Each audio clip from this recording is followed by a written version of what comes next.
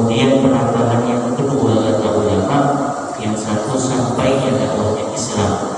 Mungkin di pelosok desa dia muslim, dia akil, dia balik, tapi tidak tahu terhadap sholat itu berapa. Dia tidak melakukannya, maka itu syarat wujudnya sholat atau wajibnya sholat sampainya dakwah kepada seseorang.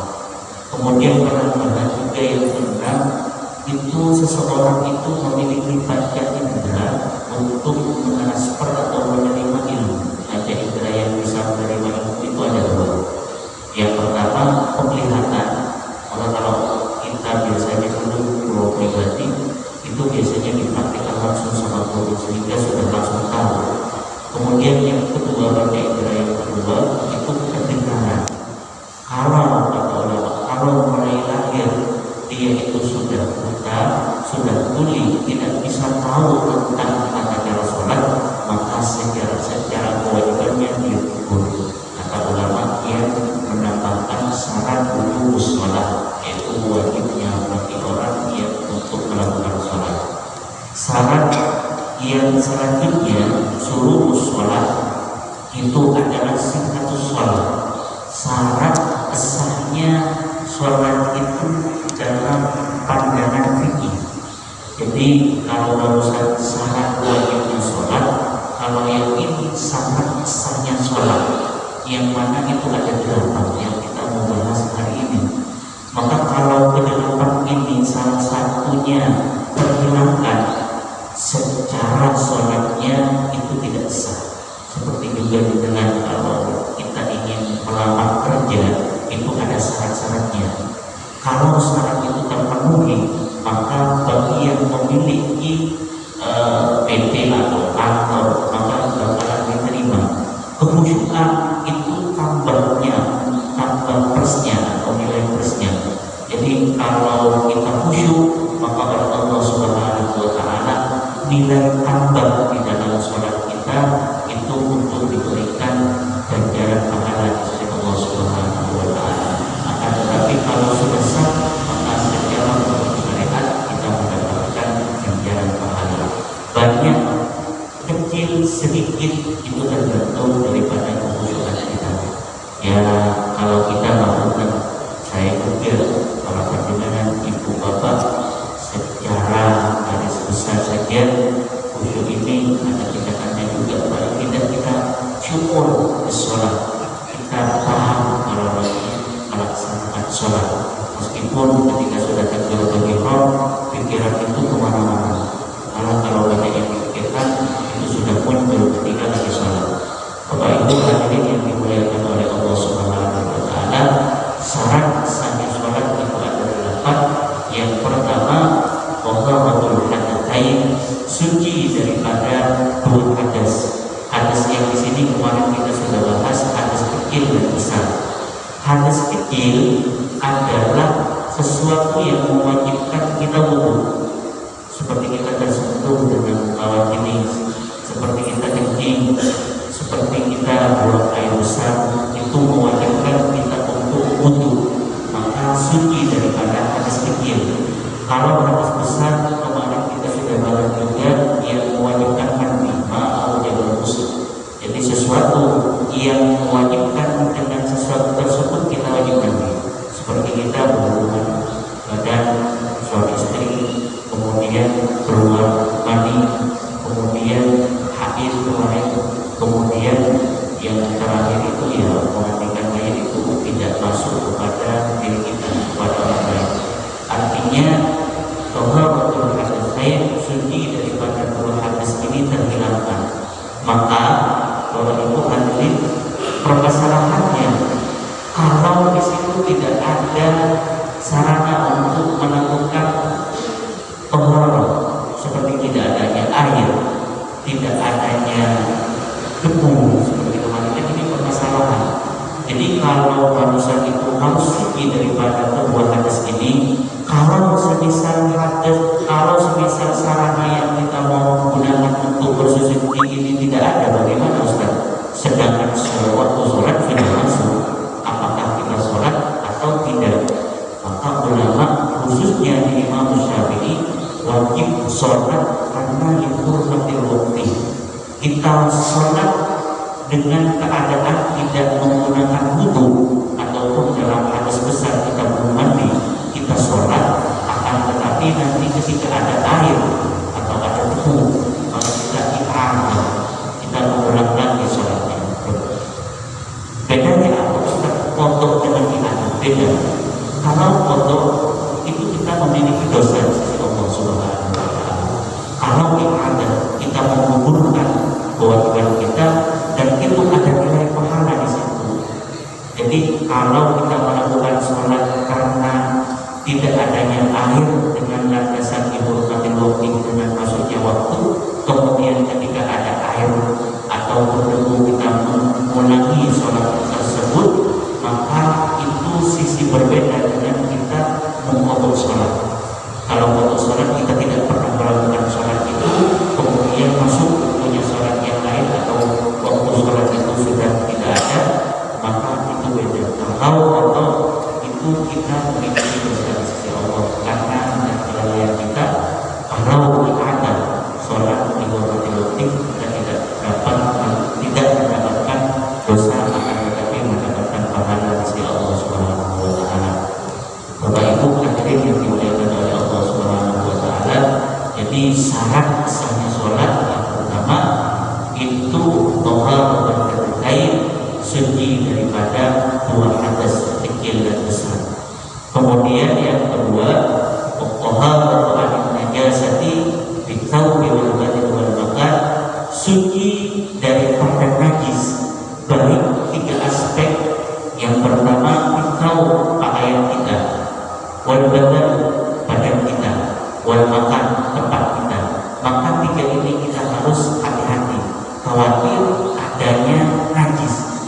Kalau semisal Ustaz sudah bersih, pakaian kita sudah bersih daripada najis, kemudian tempat kita sudah suci, badan kita sudah tidak ada najis, kemudian di tengahnya sholat ada cicak yang buang kotoran sembarangan kena ke baju kita, maka di sini ditafsir sama ulama.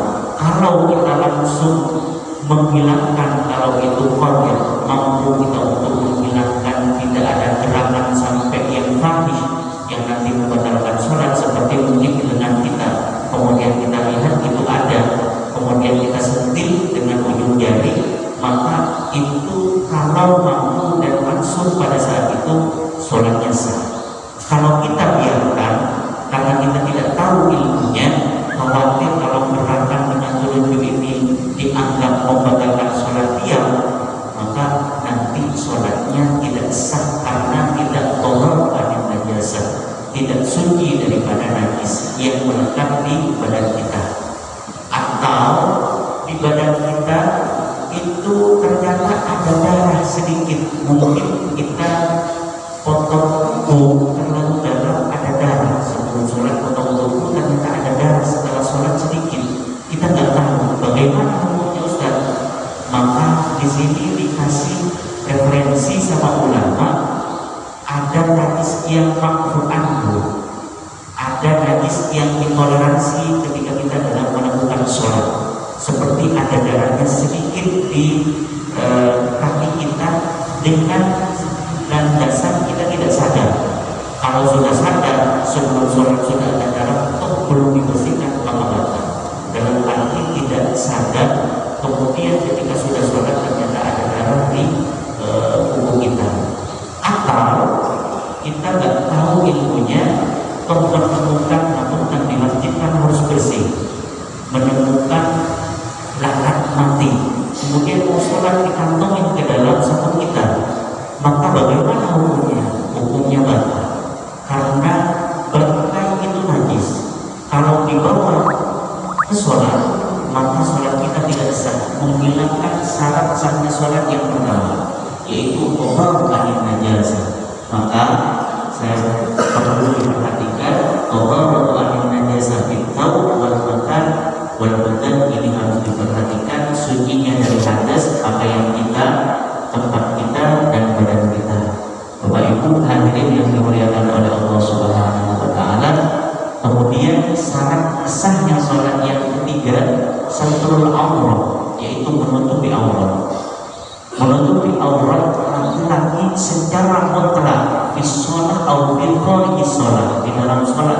di luarnya sholat, baina surra wal rukbah, antara pusar sampai lutut. Jadi kalau tidak menemukan kain kecuali kain sedikit yang sekiranya hanya menutupi baina surra wal rukbah, antara pusar sampai lutut, kita sholat secara fikihnya sah. Tapi secara etika kepada Allah itu kurang sempurna. Jadi untuk laki-laki menutupi aurat itu dari pusar sampai lutut. Apa itu aurat? Aurat itu mayahrumu nadruhu wa yajibu satruhu. Haram kita melihatnya dan wajib kita menutupi. Itu yang dinamakan aurat. Bahkan untuk ibu-ibu jangan sampai ada lekukan. Kalau bisa tertutup yang sekiranya tidak menimbulkan syahwat. Kalau masih menimbulkan syahwat, maka itu masih tergolong daripada kita membuka aurat. Kemudian untuk ibu-ibu, dari mana sampai mana? Jadi badan masih wal wajhi wal kafain. Semua badannya perempuan itu aurat di dalam sholat kecuali ada dua, muka dengan telapak tangan. Itu yang harus wajib ditutupi.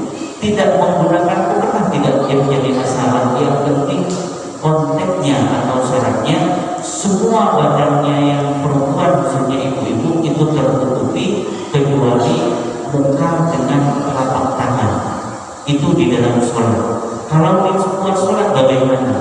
Di luar sholat di dalam mazhab Imam Syafi'i ada dua pendapat. Yang muktamad jadi badan, semua badannya perempuan, baik muka, tangan, itu semuanya wajib ditutupi. Akan tetapi ini kaul yang pertama, tapi yang realita yang ada itu menggunakan kaul yang lawannya muktamad dari Ashabus Syafi'iyah, yang sejatinya kafain wal wajh itu tidak termasuk aurat. Maka itu kan kalau ibu-ibu masih buka rambutnya itu termasuk jangan masih belum menutup aurat. Jadi sudah terbiasa menggunakan pakaian yang sudah sekiranya tidak begitu menonjolkan lekuk badannya, kemudian tertutup rambutnya, yang terbuka hanya muka dan telapak tangan. Itu kaul yang kedua. Maka maksudkan yang pakai cadar itu sebenarnya Syafi'iyah, tapi kita tidak sadar di dalam mazhab Syafi'i itu yang paling kuat pendapatnya untuk auratnya ibu-ibu itu semua badan. Maka maksudkan di kitabnya Imam Al-Ghazali sampai melihat matanya perempuan itu menjadi haram kalau ada rasa syahwat. Kalau mungkin di Indonesia maksudnya tidak tersambung, tapi saya pribadi ketika belajar di Yaman itu terbukti matanya perempuan itu karena saking banyaknya bedak itu membuat menawan untuk kita. Maka di dalam Al-Quran jadilah matamu untuk melihat sesuatu yang tidak diridhai oleh Allah, yaitu tentang auratnya perempuan untuk laki-laki dan untuk perempuan untuk menjaga penglihatanmu untuk tidak terlihat auratnya laki-laki. Jadi saya ulangi lagi, auratnya perempuan itu semua badan menurut kaul utama Imam Syafi'i. Akan tetapi kaul yang kedua semua badan kecuali muka dan tangan. Alhamdulillah kalau ibu sudah pakai kerudung, lanjutkan dengan supaya haji dengan hari ini itu sudah memutus kemarin-kemarinnya yang belum paham bahwa rambut itu termasuk aurat. Kenapa kok aurat? Karena rambut dan saya tanya sendiri kepada suami jenengan nanti di rumah. Kalau melihat rambut saya itu bagaimana? Karena rambut kan semuanya anggota perempuan itu hiasan bagi laki-laki.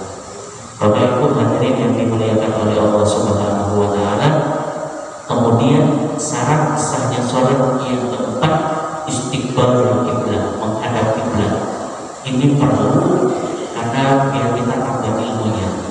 Menghadap kiblat ini ada 4 tahap, ada 4 tingkatan. Yang pertama ru'yah bi aini nafsi. Kita melihat Ka'bah secara dengan mata kepala kita. Seperti kalau kita lagi umroh, ada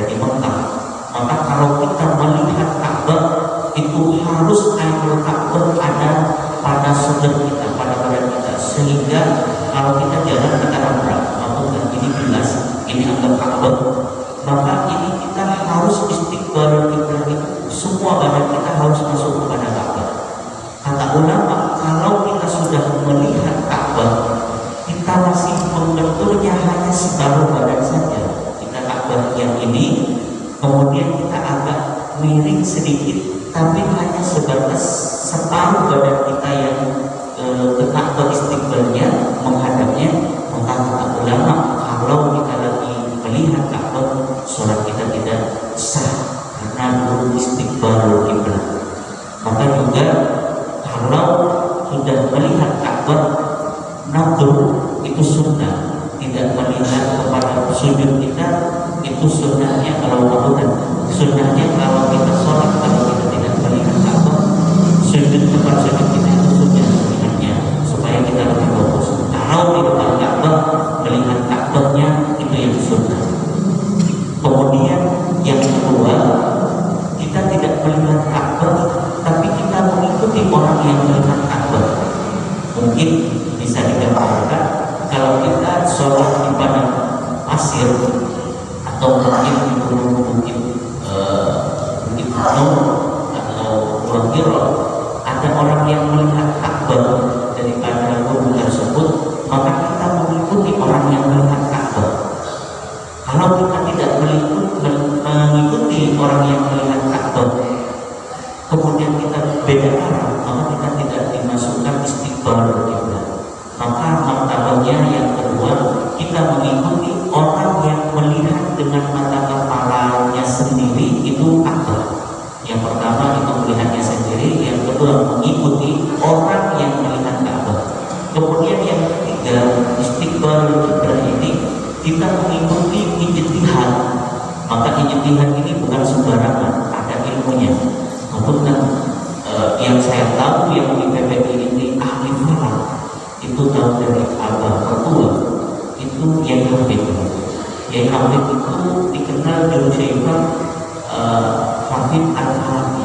Beliau untuk ahli falak menentukan tanggal, kemudian menentukan arah Ka'bah itu bisa beliau. Maka kita mengikuti orang yang punya sarana ilmu untuk tahu arah Ka'bah itu di mana. Tidak semerta-merta kita ya takdir saja, tapi tidak tahu bahwa itu yang punya kompeten keilmuannya di situ. Jadi tingkatan ketiga kita mengikuti orang yang tahu tentang Ka'bah. Maka kalau di dalam kitabnya Imam Nawawi Al-Baghdadi itu kita ada di Indonesia, kan kita tidak melihat yang dua ini, melihat Ka'bah secara langsung, melihat orang yang melihat Ka'bah tidak. Kita mengikuti ijtihadnya ulama. Karena katulis kiwa di Indonesia itu kalau kita ada di padang kasar dan padang pasir atau di hutan tidak ada arah untuk menentukan kiblat, kita tentukan arah barat, kemudian kita ada ke besok ke sebelah barat daya. Itu kalau di luar daripada masjid atau musola. Maka masuk kepada yang keempat, kita mengikuti ijtihadnya ulama. Kalau tadi ijtihad ulama atau kita kalau mampu ijtihad sendiri, kalau yang keempat kita mengikuti ijtihadnya ulama. Konteksnya apa dan yang salah kaprah biasanya imam itu yang belum paham tentang teks ini, menurutnya Imam Nawawi Al-Baghdadi harus geser sedikit ke barat daya itu kalau di luar masjid dan di luar musola. Kalau masjid dengan musola yang sudah ada biasanya sudah ditentukan sebelum membangun, itu sudah diberikan sedikit. Maka kalau kita lebih miring lagi tambah ke istiqbal kiblat, maka dengan istiqbal kiblat kita menghadap Ka'bah itu ke arah barat yang sudah ditentukan. Kalau itu sholatnya di masjid atau di musola.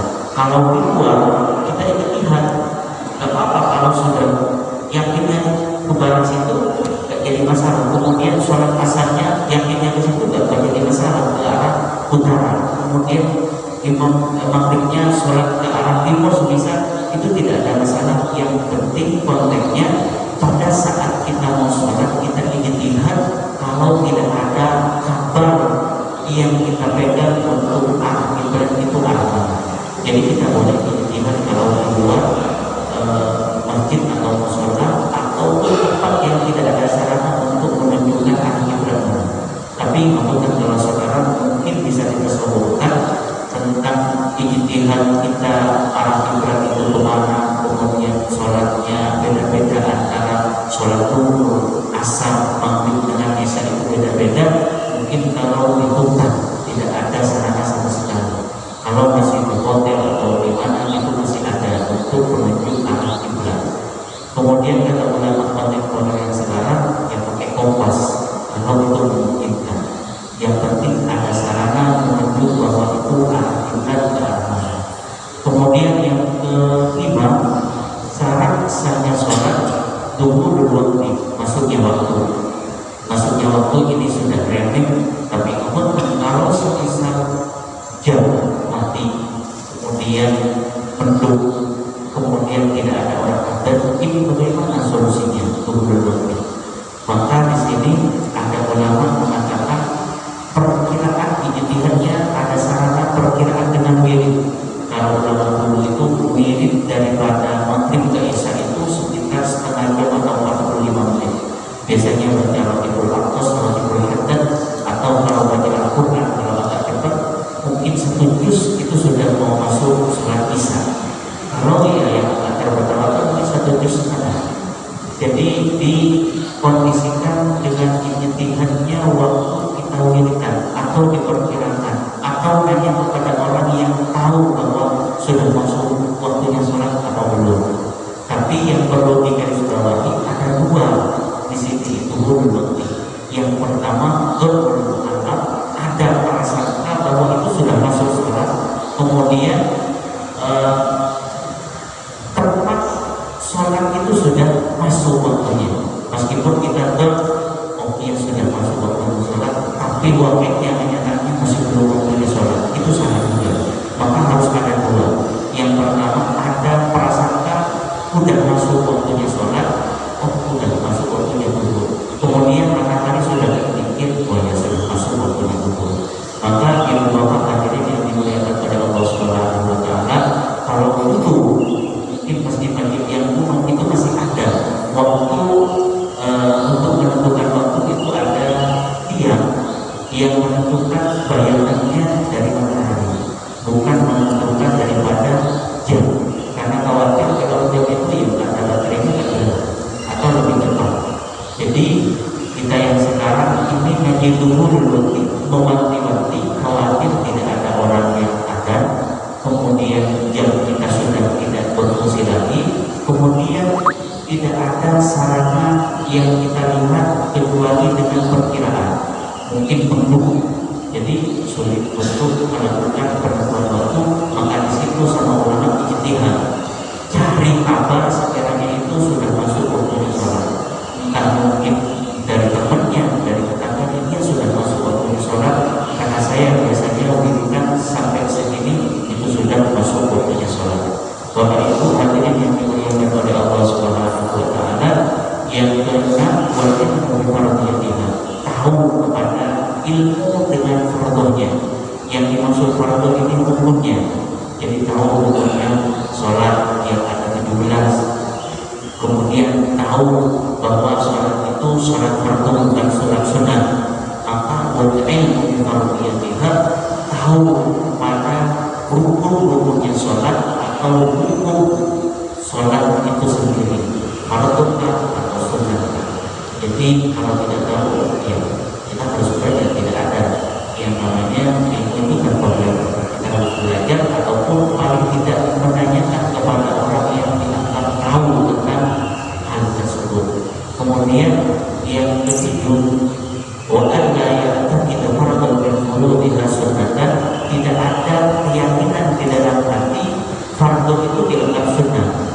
Kalau sunnah dianggap fardu karena kita belum tahu, tidak menjadi masalah. Yang menjadi masalah rukun itu dianggap sunnah daripada kita, sehingga nantinya itu merujuk pada peninggalan atau peninggalan fardunya.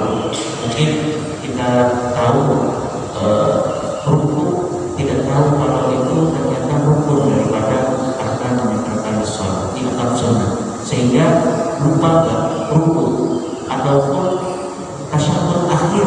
Itu tasyahud akhir merupakan arkan dan arkan sholat. Kalau tasyahud awal atau sholat kita nanti bakal bahas. Mungkin lupa juga Fatihah itu tidak tahu kalau itu rukun qauliyah atau takbir itu qauliyah juga. Maka tahu dan yakin bahwa fardunya sholat itu bukan sunnah sholat. Beda kalau menganggap sunnah yang kita lakukan itu fardu. Kalau semua kita yakini semuanya fardu tidak menjadi masalah. Yang masalah fardu dianggap sunnah, maka itu menjadi nanti tidak melakukannya karena itu menjadi batalnya sholat. Kita juga itu doa iftitah itu sunnah. Kalau dianggap kita karena tidak tahu dianggap wajib kita sering melakukannya itu tidak menjadi masalah. Yang masalah fardunya dianggap sunnah dan dikhawatirkan nanti ketika sholat ditinggalkan sehingga angka sholat itu tidak ada. Kemudian yang terakhir wajibina bermutilat meninggalkan segala sesuatu yang membatalkan sholat seperti berbicara, seperti bergerak 3 kali. Tapi yang sering saya lihat biasanya yang makmum itu mengisi sok yang di depannya karena di depannya itu kosong ada roda, itu langkahnya itu tidak berhenti sampai 3 kali melangkah. Kalau 3 kali melangkah secara hukum fikih yang Imam Syafi'i itu batal sholatnya karena gerakan yang banyak oleh Imam Syafi'i 3 kali yang berurutan. Jadi kalau melangkah mengisi sok yang di depannya yang kosong, itu langkah keduanya itu diam dulu. Langkah pertama baru kaki yang pertama kaki kanan, yang kiri diam dulu, baru melangkah lagi. Tapi jangan terlalu lama-lama, sebentar saja. Yang sekiranya dianggap secara kebiasaan itu tidak berurutan, ataupun pakai tangan gagal karena tidak tahu ilmunya, ya begini kan, yaitu batal. Maka bagaimana Ustaz kalau batal? Maka dia pakai jari saja. Ulama sudah di Imam Syafi'i itu sepakat kalau jari kanan ini yang bergerak itu tidak dimaksudkan pergerakan 3 kali. Maka menggunakan yang ini saja. Ya itu cobaan kita biasanya kalau kita sholat itu banyak yang bikin kita. Maka ya kita sabar saja. Meskipun dalam sujud kita gatal, ya garuknya pakai duduknya saja, jangan capek gerakan sampai siku sampai 3 kali.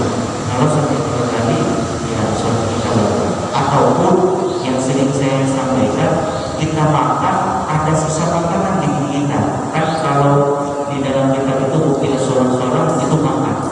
Kalau makan ya nggak mungkin tasawuf, tapi kalau ada sisa makanan di sela-sela gigi kita, kemudian ketika sholat keluar, nah itu bagaimana? Kalau ditelan itu batal sholat. Kalau kita mampu, maka bagaimana mengeluarkan?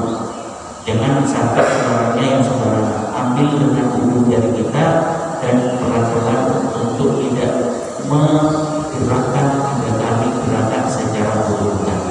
Itu secara hukum fikih supaya sholat kita sah. Kita bermutilat menjauhi atau tidak melakukan segala sesuatu yang membatalkan sholat. Bapak Ibu hadirin yang dimuliakan oleh Allah Subhanahu wa taala, itu saja yang bisa saya sampaikan. Kurang lebihnya mohon maaf. Apabila ada yang mau ditanyakan silakan sebelum saya tutup.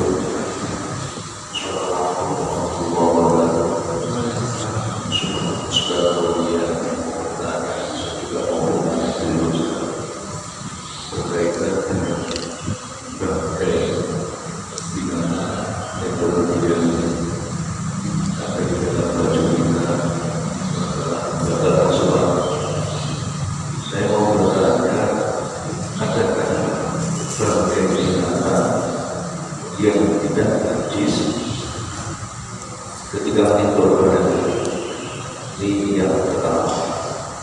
Yang kedua tentang masalah hadas besar atau wajib mandi besar. Kalau tidak ada air maka usulnya dengan debu.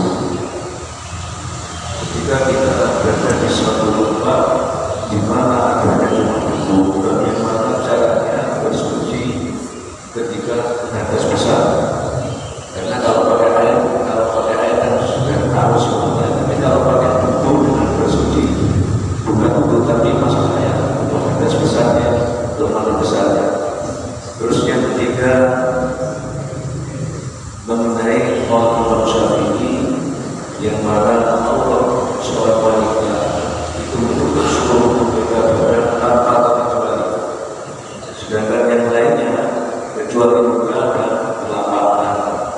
tanyakan, Allah terbagi bagi seorang wanita adalah muda dan telapak tangan untuk orang Imam Syafi'i yang seperti itu mudanya juga. Tapi kenapa sholat harus dibuka? Ini yang saya ketika sujud, kenapa itu harus dibuka? Jadi tayammum biasa, tayammum anggotanya hanya dua, yaitu muka dengan tangan, debu, intikot, kemudian niat untuk tayammum di hadapan Al-Qur'ani lillahi ta'ala, kemudian debunya ditempelkan ke tanah, kemudian usap mukanya, kemudian pegang debu lagi, kemudian tangan seperti kemarin saya praktikkan, itu sudah cukup. Sama, harus besar harus kecil sama, bukan sebetulnya membuat. Jadi kalau harus besar cukup dengan tayammum. Kalau tidak ada air, kalau nanti ada air bagaimana? Sambil harus langsung ada muslim. Yang sempurna kita ganti lagi untuk menghilangkan hadas yang besar itu. Kalau memang niat yang pertama itu tayammumnya itu ilmu, tidak adanya air. Kalau sakit, ya udah nggak bisa sampai sembuh. Bagaimana sholatnya? Sholatnya sudah tidak ada karena sudah selesai daripada tanggungannya. Kemudian auratnya perempuan secara madhab Imam Syafi'i ini mutasyadid karena memang supaya tidak ada fitnah. Jadi semua anggota badannya perempuan itu aurat. Kemudian pertanyaannya, kalau sholat kenapa kok dibuka? Karena landasan di dalam madhab Imam Syafi'i supaya anggota petunjuk mobil khusus muka dari tangan ini supaya nempel kepada tangan. Itu daripada alasan daripada Imam Syafi'i supaya 7 anggota nanti bakalan Allah kalau tidak salah di ilam ini disebutkan 7 anggota yang harus menempel kepada tangan yang kita harus sujudi. Maka juga ada mazhab juga yang mengatakan kan tadi Allah ada sebil maka tempatnya. Kalau petunjuk tempat itu sudah suci, ada mazhab lain itu tidak menjadikan batalnya sholat. Tidak semuanya, yang penting tujuh. Tapi ini bukan di mazhab Imam Syafi'i. Kalau Imam Syafi'i itu semuanya. Jadi saya ulang lagi, kenapa mau dibuka aurat yang perempuan bukan aurat saat menggunakan bentuk yang kedua, muka dengan tangan itu supaya tempat kita sujud ini supaya nempel kepada tangan yang kening, kemudian tangan, kemudian nanti juga ada lutut sama kedua jempol kaki. Wallahu a'lam bishawab. Mungkin ada yang pertanyaan yang lain.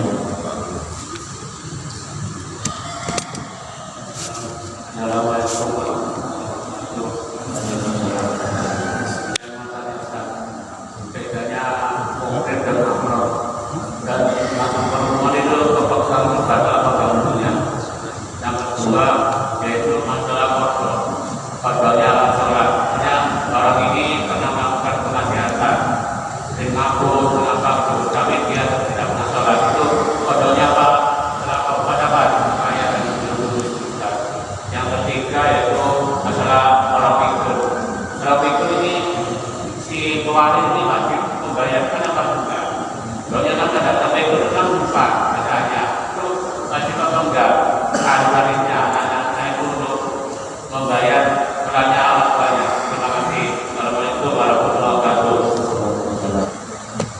Pertama itu masalah muhrim dan mahram. Ya, apa maksud kita kalau menyentuh itu batal. Dan Imam Syafi'i menyentuh istri kita itu batal. Karena kenapa? Itu menimbulkan syahwat. Karena kedua Imam Malik dengan Imam Hanafi itu mengatakan yang Imam Malik kalau menyentuh dengan syahwat itu baru batal. Atau Imam Hanafi itu berhubungan. Maka Imam Syafi'i itu madinatus syahwat, tempatnya kita bersyahwat kepada seorang istri itu batal. Maka mungkin itu seseorang yang haram dinikahi, seperti istri kita karena pernikahan dia istri kita itu membatalkan sholat, membatalkan wudu.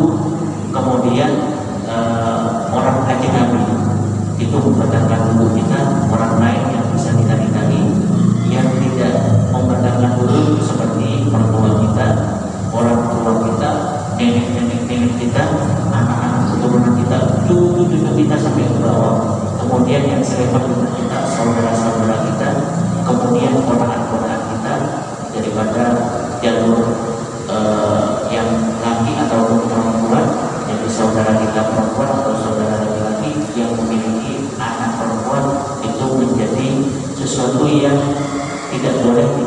ini muhrim kalau menyebut tidak menjadikan batalnya wudu.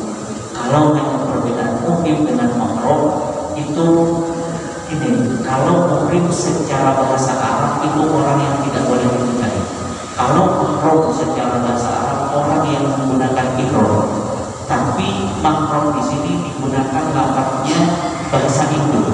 Mahram itu di kalangan di Indonesia mahram itu orang yang tidak boleh menikahi, di menjadi transkripnya atau terjemahannya dari muhrim. Jadi kalau hanya menanyakan perbedaan muhrim dengan mahram, kalau kita melihat daripada bahasa Arabnya, muhrim orang yang tidak boleh kita nikahi. Kalau mahram orang yang sudah menggunakan pakaian ihram untuk berangkat haji atau umrah. Tapi di Indonesia lebih sering kita dengar mahram itu orang yang tidak boleh kita nikahi. Kemudian yang kedua, Bagiannya sholat yang berbuat maksiat itu Ustaz. Dia akan berbuat maksiat terus sholat itu apa? Dia harus membayar sholatnya karena ditinggalkan itu Ustaz. Secara hukum kalau dia sudah taklif, sudah ditetapkan hukum wajibnya seperti syaratnya yang 4 tadi.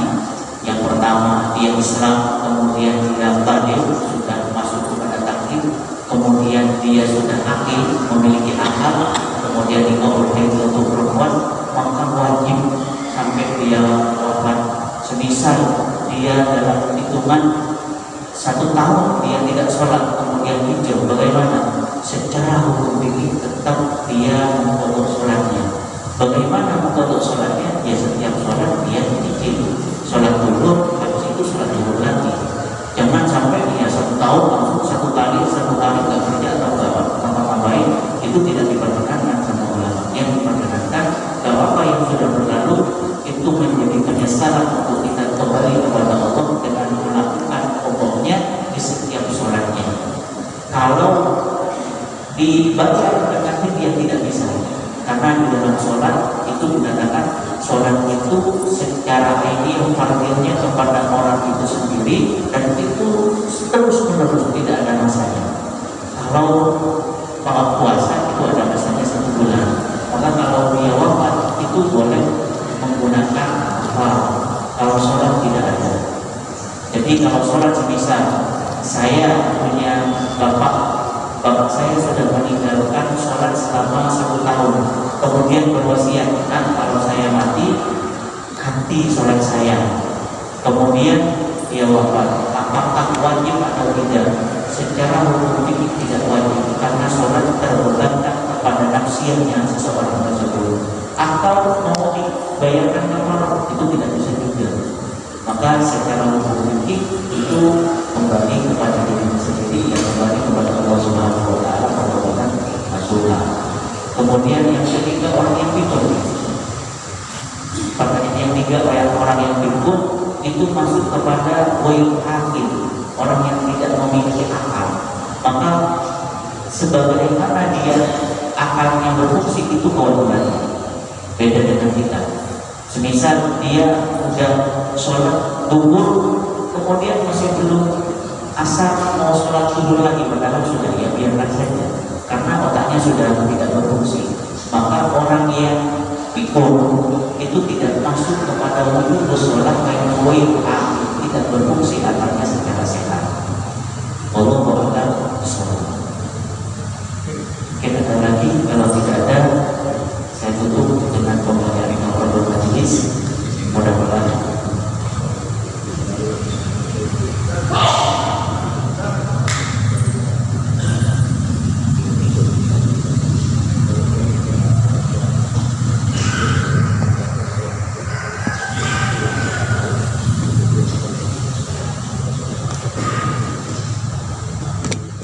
jadi kalau kembali tadi, kalau kita hadis besar, kemudian kita tayamum, kemudian kita sholat, toh di situ ada air.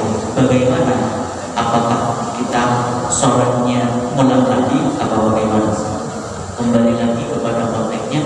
Kalau tadi tayamumnya lifaqdil ma, tidak adanya air, dan tempat itu biasanya ada air, toh cuma hari itu saja atau bulan itu saja tidak ada air, kita lagi hadis besar, kemudian kita sholatnya bagaimana? Apa pokok, apa ibadah sholat lagi, karena tadi memang kecuali memang di situ memang tidak ada air. Kalau memang tidak ada air sama sekali, kebiasaannya tidak ada air, ya udah, berarti tidak ibadah. Semisal ada beberapa daerah itu tidak ada air kalau musim kemarau, dan memang ya sudah kebiasaan di situ tidak ada air, bagaimana? Ya udah, tayamum. Kemudian apa ibadah apa foto Ustaz? Tidak ada, karena memang di situ sudah tidak ada air. Yang dimaksud di sini harus ibadah, kebiasaannya itu ada air, atau di situ tidak ada air. Sama seperti sakit, kebiasaannya kita sehat, kemudian sakit, maka bagaimana?